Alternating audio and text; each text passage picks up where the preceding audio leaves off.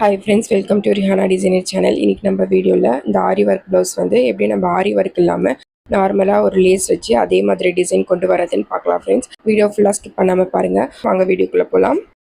Normal sleeve cut பண்ணிக்கிட்டேன்.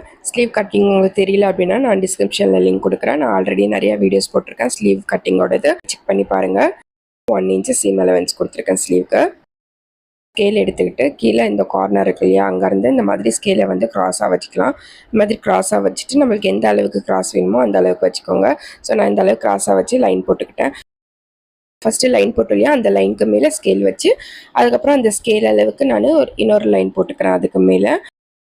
இப்போ இந்த மாதிரி ஃபஸ்ட்டு இந்த சைட்லேருந்து 2 லைன் போட்டுட்டேன். இப்போ சென்டர் வந்து நம்மளுக்கு தெரியறதுக்காக நான் ஸ்லீவோட சென்டர் கிட்ட லைன் போட்டுக்கிறேன்.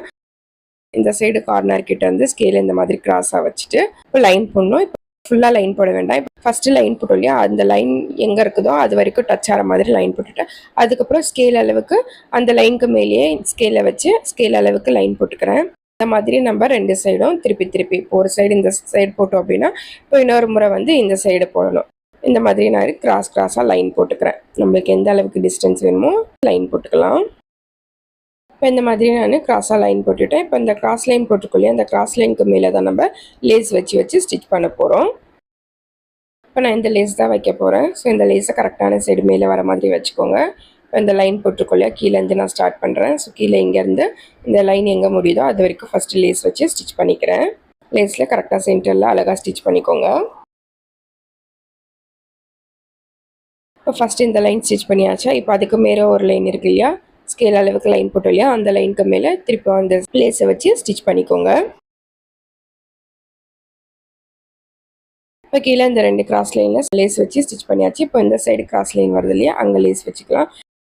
இப்போ அங்கேருந்து லேஸ் வச்சுட்டே வரணும். இப்போ இந்த இடத்துல முடியுது இல்லையா, ஸோ லேஸ் முடியும் போது என்ன பண்ணணும்னா கட் பண்ணிவிட்டு கொஞ்சம் 1/2 inch உள்ளே மடிச்சுக்கோங்க. அப்போ தான் அந்த லேஸ் வந்து பிசுறதும் தெரியாமல் இருக்கும்.